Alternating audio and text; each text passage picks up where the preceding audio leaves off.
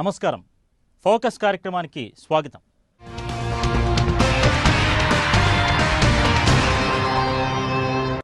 ఆంధ్రప్రదేశ్ను విభజించాలని తేలిగ్గానే నిర్ణయం తీసుకున్నారు. కానీ ఈ నిర్ణయాన్ని ఎలా అమలు చేయాలో తెలియక ప్రస్తుతం ఇబ్బందులు పడుతున్నారు.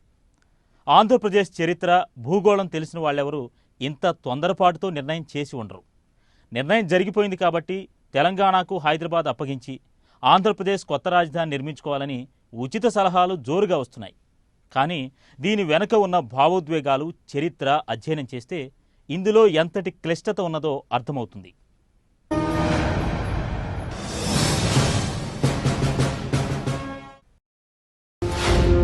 స్పష్టత లేకుండా విభజన,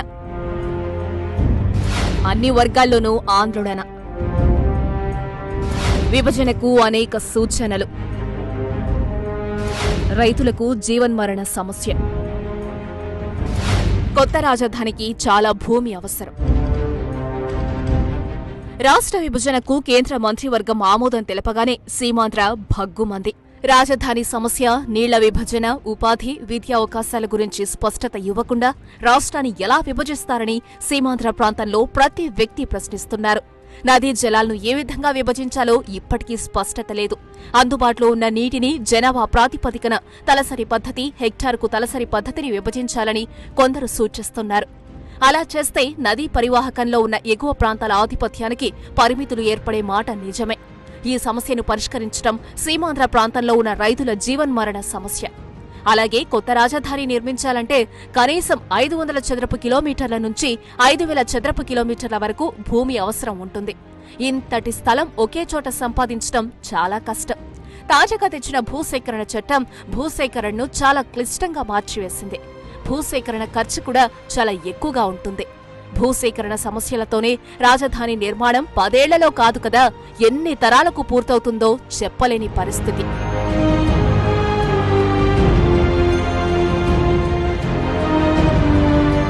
కొత్త రాష్ట్రం అత్యాధునిక రాజధానిని ప్రణాళికాబద్ధంగా నిర్మించవచ్చునని, నీటిని సద్వినియోగం చేసే విధంగా తయారు చేయవచ్చునని ఉచిత సలహాలు చాలానే చెప్పొచ్చు.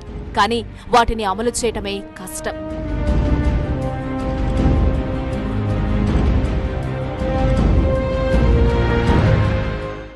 ఇండియా అతివేగంగా పట్టణీకరణకు గురవుతున్న మాట నిజమే. అందువల్ల కొత్త పట్టణాలు, నగరాలు ఏర్పాటు కావాల్సిన అవసరం ఉంది. కొత్త రాష్ట్ర రాజధాని నిర్మించే తరుణంలో ఆధునిక పద్ధతులను అనుసరించవచ్చు. కానీ అందుకు అవసరమైన ఖర్చును ఎవరు భరిస్తారు? లక్షల కోట్ల గురించి కబుర్లు చెప్పేవారే గాని వాటిని కేటాయించేది ఎవరు? గతంలో ఎప్పుడైనా కొత్త రాజధాని ఏర్పాటుకు లక్షల కోట్లు కేటాయించారా? 2014లో ఎవరు అధికారంలోకి వస్తారో స్పష్టత లేని సమయంలో ఈ లక్షల కోట్లు ఎవరిస్తారు?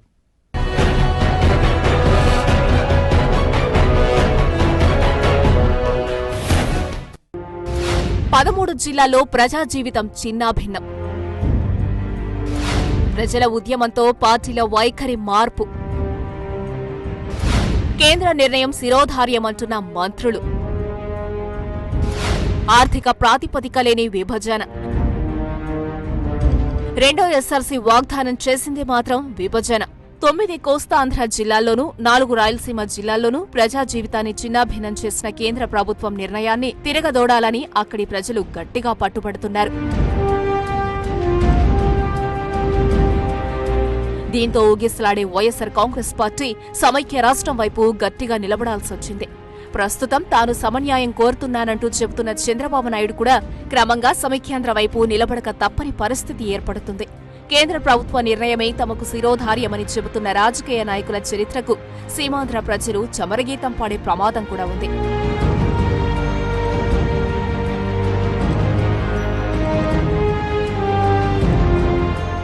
ఏకపక్షంగా రాష్ట్రాన్ని విభజించటాన్ని సీమాంధ్ర ప్రజలు గట్టిగా వ్యతిరేకిస్తున్నారు. రాష్ట్ర విభజన హైదరాబాద్లో ఉన్న వ్యతిరేకత బహిర్గతం కావటం లేదు.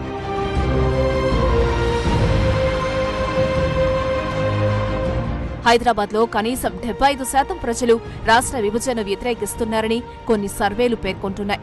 2014 ఎన్నికల దృష్టితో రాష్ట్ర విభజన నిర్ణయం తీసుకున్నారే తప్ప దానికి ఆర్థిక ప్రాతిపదిక గాని ఇతర ప్రాతిపదిక గాని లేదని సీమాంధ్ర ప్రజలు గట్టిగా నమ్ముతున్నారు. ఇప్పటికే తెలంగాణ అంశంపై అనేక పిల్లిమొగ్గలు వేసిన కాంగ్రెస్ అధిష్టానం భవిష్యత్తులో ఎలా వ్యవహరిస్తుందో చెప్పటం కష్టం.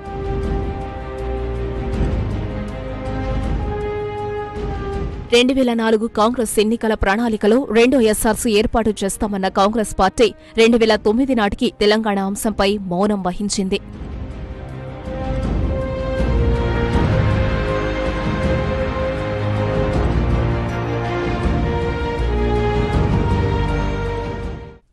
హైదరాబాద్పై తమ హక్కును వదులుకోవడానికి సీమాంధ్ర ప్రజలు సిద్ధంగా లేరు.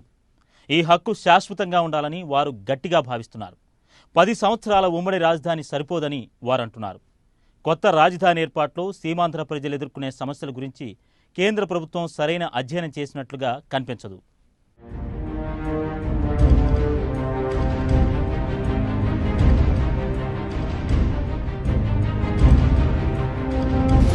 కొత్త రాజధానికి కోటి సమస్యలు. రాజధాని నిర్ణయంపై మళ్లీ ఉద్యమాలు. తెలుగు ప్రజల్లో చిచ్చుపెట్టే వ్యూహం. రాజధాని అర్హత ఉన్న పట్టణాలు లేవు. ఏకాభిప్రాయం కుదర్చటం కష్టం.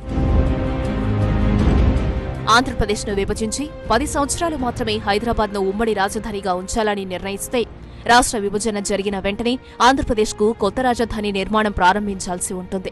ఇందుకోసం పోటీపడే ప్రాంతాలు, పట్టణాలు చాలానే ఉన్నాయి. ప్రధానంగా 5 పట్టణాలు తక్షణం పోటీకొస్తాయి.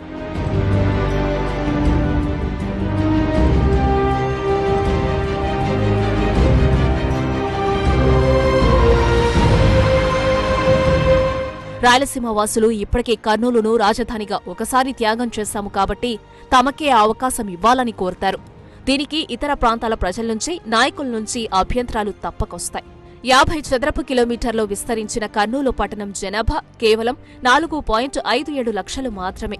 ఒకప్పుడు ఇది ఆంధ్ర రాష్ట్రానికి రాజధానిగా ఉంది. మద్రాసు ప్రెసిడెన్సీ నుంచి ఆంధ్ర రాష్ట్రం విడిపోగానే పెద్ద మనుషుల ఒప్పందంలో భాగంగా కర్నూలును రాజధాని చేశారు. రాయలసీమ, నెల్లూరు జిల్లా ప్రజలు మద్రాసు ప్రెసిడెన్సీలోనే కొనసాగుతామని పట్టుబట్టినప్పుడు పెద్ద మనుషులు వారిని ఒప్పించి ఆంధ్ర రాష్ట్రంలో చేరేలా చూశారు. అందుకోసం కర్నూలును రాజధానిగా అంగీకరించారు. కర్నూలులో గత 5.5 దశాబ్దాలలో చాలా మార్పులొచ్చాయి. అక్కడ రాయలసీమ విశ్వవిద్యాలయం ఏర్పడింది. కానీ ఇప్పటికీ రాజధానిగా ఉండటానికి అవసరమైన లక్షణాలు కర్నూలుకు ఏర్పడలేదు. తుంగభద్ర, హంద్రీనీవా వంటి నదులు కర్నూలు జిల్లా ద్వారా ప్రవహిస్తున్నప్పటికీ సీమ ప్రజల వైఖరిలో మాత్రం మార్పు రాలేదు. వారిలో కోస్తాంధ్ర ప్రజల పట్ల అనుమానాలు ఎప్పటి మాదిరిగానే ఉన్నాయి. కర్నూలు రాజధానిగా ఏర్పడితే ఉత్తరాంధ్ర ప్రజలు తమకు 800 కిలోమీటర్ల దూరమని అభ్యంతరం పెడతారు. హైదరాబాద్కు కూడా కర్నూలు పట్టణం 210 కిలోమీటర్ల దూరం ఉంది.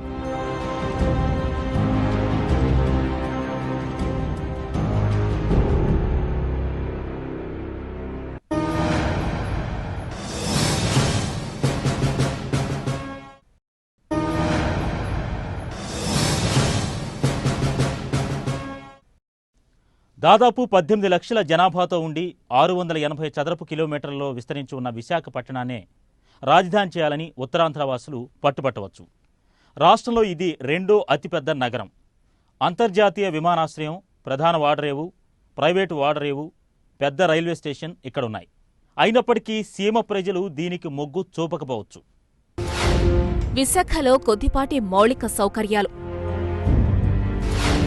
కొత్త రాష్ట్రానికి కొసలో ఉన్న విశాఖ.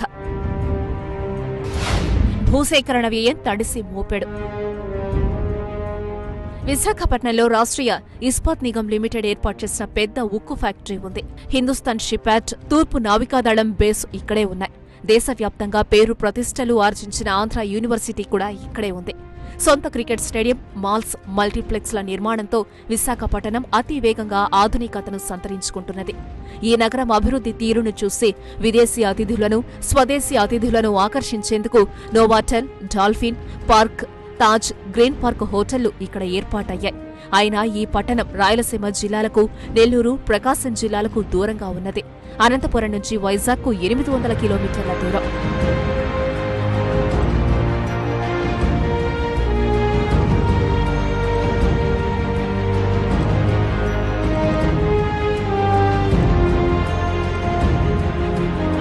ఇక విమానాశ్రయం ఉన్న మరో పట్టణం విజయవాడ.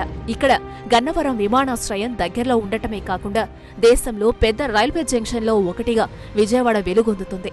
రేవు పట్టణమైన మచిలీపట్నానికి 70 కిలోమీటర్ల దూరంలో ఉన్న విజయవాడకు జాతీయ రహదారుల నెట్వర్క్ కూడా బలంగా ఉంది. ఎన్టీఆర్ హెల్త్ వైద్య విశ్వవిద్యాలయం, ఆటోనగర్, ప్రకాశం బ్యారేజ్ వంటి సౌకర్యాలు ఉన్నాయి. అయితే నగరం చుట్టూ వ్యవసాయ భూములు విస్తరించి ఉన్నందున భూసేకరణ అసాధ్యం. తాజా భూసేకరణ చట్టం కింద భూమిని సంపాదించడానికి వేలాది కోట్లు వ్యయమవుతాయి. అందువల్లనే విజయవాడ, గుంటూరు మధ్య రాజధాని ఏర్పాటు చేయాలన్న డిమాండ్లు ఉన్నాయి. గుంటూరు పట్టణ జనాభా 7 లక్షల కంటే తక్కువే. విస్తీర్ణం 230 చదరపు కిలోమీటర్లు. నిజాంపట్నం రేవుకు 60 కిలోమీటర్ల దూరంలో ఉన్నది. రైల్వే నెట్వర్క్, రోడ్ కనెక్టివిటీ సంతృప్తికరంగా ఉన్నాయి.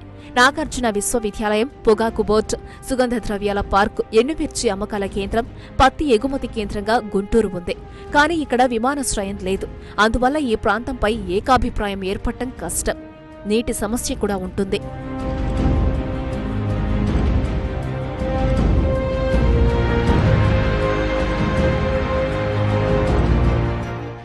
రాయలసీమ, సీమాంధ్ర ప్రజలకు రాజధానిగా ఒంగోలు మీద ఏకాభిప్రాయం తీసుకురావచ్చన్న ప్రచారం జరుగుతోంది.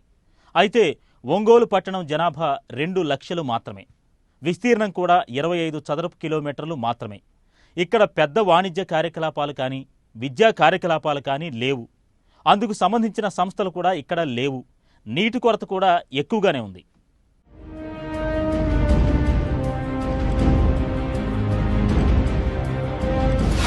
ఒంగోలు మరీ చిన్న పట్టణం.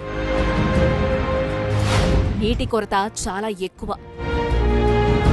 సముద్ర తీరానికి దగ్గర. ఒంగోలులో చిన్న రైల్వే స్టేషన్ మాత్రమే ఉంది. ప్రస్తుతం నిర్మాణంలో ఉన్న ఓడరేవు అనేసి పోర్ట్ 60 కిలోమీటర్ల దూరంలో ఉన్నది. ఇక్కడ మైనర్, మీడియం గ్రానైట్ పరిశ్రమలు ఉన్నాయి. అయితే ఇక్కడ ప్రభుత్వ భూమి పుష్కలంగా ఉండటం వల్ల భూసేకరణ సమస్యలు తక్కువగా ఉంటాయి. అందువల్ల రాయలసీమ, సీమాంధ్రులకు ఆమోదయోగ్యంగా ఉండే ఒంగోలు ప్రాంతాన్ని రాజధానిగా ఎంపిక చేసుకోవాలని సూచనలు వస్తున్నాయి. కానీ దీనికి అనేక సమస్యలు ఉన్నాయి. నీటి కొరత ఇప్పట్లో తీరే అవకాశాలు తక్కువ. ఏతావాత చూస్తే సీమాంధ్రలో ఏ ఒక్క పట్టణానికి రాజధాని అయ్యే లక్షణాలు లేవు. ప్రతి పట్టణానికి ఏదో ఒక సమస్య ఉంది. అలాగే హైదరాబాద్లో అన్ని ప్రాంతాల నుంచి వచ్చి స్థిర నివాసం ఏర్పరచుకున్న వారు రాష్ట్ర విభజన వల్ల తమ వ్యాపారాలు దెబ్బతింటాయని భయపడుతున్నారు. ఆర్థిక మార్పుల వల్ల పట్టణీకరణ సహజంగానే జరుగుతుంది. కానీ సీమాంధ్ర ప్రాంతంలో ఆర్థిక అభివృద్ధి లేనందునే పట్టణీకరణ వేగంగా జరగలేదు.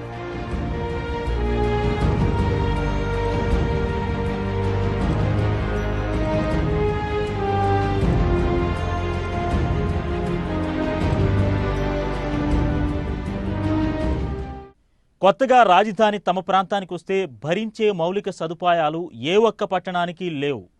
అందువల్లనే హైదరాబాద్, విశాఖపట్నం వంటి పెద్ద నగరాలకు ప్రజలు తరలిపోతున్నారు.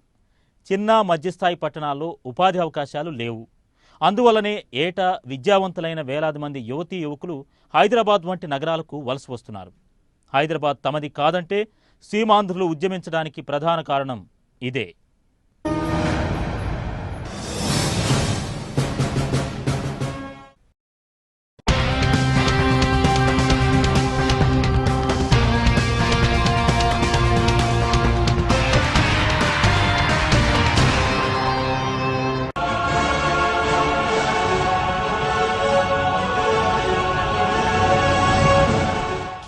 ఆంధ్రప్రదేశ్ విభజన ప్రక్రియ కొనసాగించడంలో ఎదురైన సమస్యలను అధిగమించడానికి తాను రాయలసీమ, కోస్తాంధ్ర నాయకులతో చర్చలు జరపడానికి, పెద్ద మనిషిగా వ్యవహరించడానికి సిద్ధంగా ఉన్నానని కేంద్ర మంత్రి సూదిని జైపాల్ రెడ్డి చేసిన ప్రకటన రాజకీయ ప్రకంపనలు సృష్టించకపోయినా రాజకీయంగా ఆసక్తిని కలిగించింది. జైపాల్ మధ్యవర్తిత్వాన్ని ప్రస్తుతం కోరే స్థితిలో సీమాంధ్ర లేదు. మహారాష్ట్ర విభజన సమయంలో వైబీ చవాన్ వహించిన పాత్రను తాను వహిస్తానని జైపాల్ అంటున్నారు. విభజన జాక్పాట్ కొట్టిన ప్రాంతం ప్రతినిధిగా ఆయన్ను సీమాంధ్ర ప్రజలు ఆమోదించకపోవచ్చు. అప్రజాస్వామిక వైఖరి సబబేనా? జైపాల్ది ఒక మాట, దిగ్విజయ్ది మరో మాట. రాష్ట్ర రాజకీయాలపై జైపాల్ ఆసక్తి. పార్లమెంటేరియన్గా మంచి గుర్తింపు. జైపాల్ స్వయంగా చెబుతున్నట్లు ఆయన సీనియర్ నాయకుడే. అందులో ఎటువంటి సందేహం లేదు. ప్రస్తుత పరిస్థితుల్లో ఆయన నిష్పక్షపాతంపైనే పలు సందేహాలు ఉన్నాయి. రాగద్వేష రహితంగా ఆయన ఏమాత్రం వ్యవహరించగలరో అనుమానాలు ఉన్నాయి. తాను ప్రజాస్వామ్యవాదినని చెప్పుకుంటూనే రాష్ట్ర విభజన నిర్ణయంపై శాసనసభ అభిప్రాయానికి పంపించిన అవసరం లేదని ఆయన అంటున్నారు. మరి ఇది ఎంతమేర ప్రజాస్వామిక వైఖరో ఈ సీనియర్ నాయకుడే చెప్పాలి. ఆంధ్రప్రదేశ్ కాంగ్రెస్ ఇన్ఛార్జ్ దిగ్విజయ్ సింగ్ విభజన తీర్మానం తప్పకుండా 2 సార్లు శాసనసభ ముందుకు వస్తుందని స్పష్టం చేసిన నేపథ్యంలో జైపాల్ రాజకీయ విలువ మసకబారింది. రిలయన్స్ వంటి కార్పొరేట్ సంస్థను ఢీకొన్నందున ప్రజల్లో ఆయనకు ఒక స్థాయి ఉంది. కానీ అసెంబ్లీ తీర్మానం అవసరం లేదని చెప్పడంతో ప్రజలు ఈ వైఖరిని ప్రశ్నిస్తున్నారు. ఆయనకు ఇటీవలి కాలంలో రాష్ట్ర రాజకీయాలపై ఆసక్తి కలిగినందుకు సంతోషించాల్సిందే. దేశంలోని అతి కొద్ది మంది రాజకీయ మేధావుల్లో ఆయన ఒకరు. ఉత్తమ పార్లమెంటేరియన్గా గుర్తింపు పొందిన జైపాల్కు బలమైన అనుచరవర్గం లేకున్నా ప్రజలు ఆయన మాటకు విలువ ఇస్తారు. అందువల్లనే సీమాంధ్ర నాయకులు తమ మధ్యవర్తిత్వాన్ని ఆమోదించి తనతో చర్చలకు వస్తారని ఆయన ఆశించి ఉండవచ్చు. అలాగే ఆయనను వినియోగించిన రాజకీయ శక్తులు కూడా అలాగే భావిస్తూ ఉండవచ్చు. కానీ వాస్తవ పరిస్థితులు క్షేత్రస్థాయిలో పూర్తిగా భిన్నంగా ఉన్నాయి.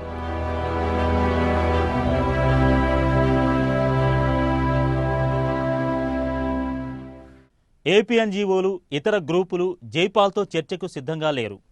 ఆయన ఎంచుకున్న సమయం సరిగా ఉన్నట్లు లేదు. ఉస్మానియా యూనివర్సిటీ విద్యార్థి నాయకుడిగా సమైక్య రాష్ట్రం కోసం నినదించిన వ్యక్తి జైపాల్. అప్పట్లో అధికారంలో ఉన్న కాసు బ్రహ్మానందరెడ్డి ప్రోత్సాహంతో ఆయన సమైక్య ఉద్యమం వైపు నిలబడినట్లు చెప్తారు. అలాగే ప్రస్తుతం అధికారంలో ఉన్న సోనియా గాంధీకి అనుకూలంగా ఆయన విభజన వైపు మళ్లిపోయినట్లు విమర్శలున్నాయి. భావోద్వేగాల సమయంలో మధ్యవర్తిత్వం కష్టం. పెద్ద మనుషుల ఒప్పందం ఇప్పుడు సాధ్యమా? అసెంబ్లీలే ప్రజాభిప్రాయానికి ప్రతీక. జైపాల్ అతి విశ్వాసం ప్రదర్శిస్తున్నారా?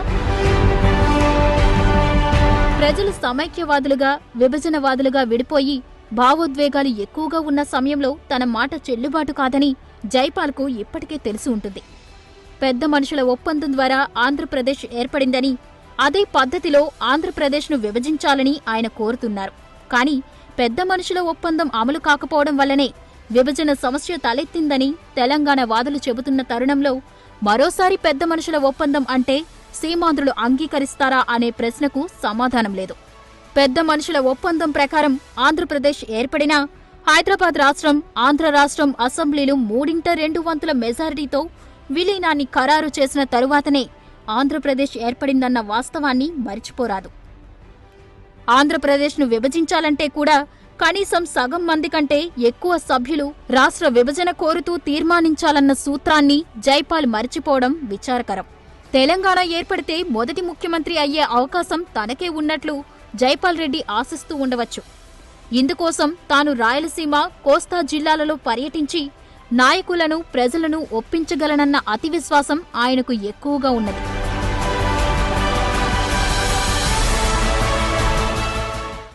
ఇందిరాగాంధీని, రాజీవ్ గాంధీని తిట్టిన తిట్టు తిట్టకుండా తిట్టి కాంగ్రెస్ పార్టీలోనే కీలక పదవులు అధిరోహించిన నైపుణ్యం జైపాల్ రెడ్డికి ఉన్నమాట నిజమే. ఆయన ఇప్పుడు ఆ నైపుణ్యాన్ని రాయలసీమ, కోస్తాంధ్రపై ప్రదర్శిస్తున్నారు. మేధావులు, శాస్త్రవేత్తలు, నాయకులు మెండుగా ఉన్న సీమాంధ్రులు తమ ఆత్మవిశ్వాసాన్ని ఎందుకు కోల్పోతున్నారని ఆయన తెలివిగా ప్రశ్నిస్తున్నారు.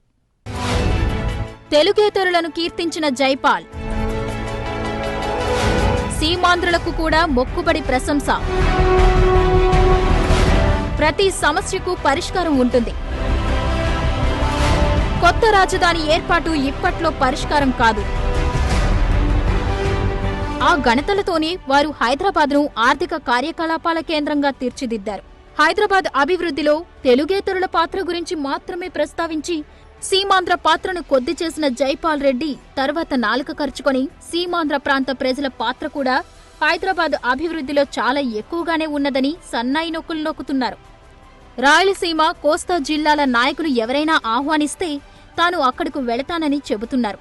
కానీ హైదరాబాద్లో ఉన్న మెజారిటీ తెలుగేతరుల భవిష్యత్తు గురించి ఆయన ఒక్క మాట కూడా మాట్లాడలేదు. ప్రతి సమస్యకు పరిష్కారం ఉన్నమాట నిజమే, కానీ కొన్ని సమస్యల పరిష్కారానికి చాలా సమయం పడుతుంది. హైదరాబాద్ వంటి రాజధానిని ఏర్పాటు చేసుకోవడానికి సీమాంధ్రులకు చాలా తరాలు పడుతుందని ఆయనకు బాగా తెలుసు. అలాగే సీమాంధ్రులు తమ కొత్త రాజధానిపై నిర్ణయం అంత త్వరగా చేసుకోలేరని అధిష్టాన వర్గానికి తెలుసో తెలియదో కానీ జైపాల్ రెడ్డికి మాత్రం బాగా తెలుసు.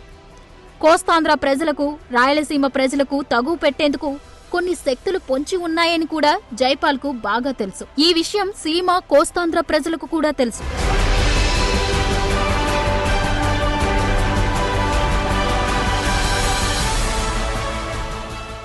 అబద్ధాలు, అర్ధసత్యాలతో రాజకీయ నాయకులు ఆంధ్రప్రదేశ్ రాష్ట్రాన్ని భ్రష్టు పట్టించారు.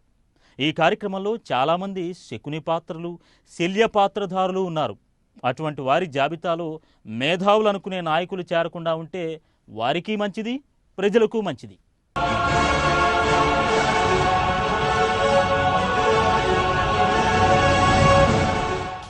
ఇది ఇవాల్టి ఫోకస్. రేపటి కార్యక్రమంలో మరిన్ని విశేషాలతో మళ్ళీ కలుసుకుందాం. నమస్కారం.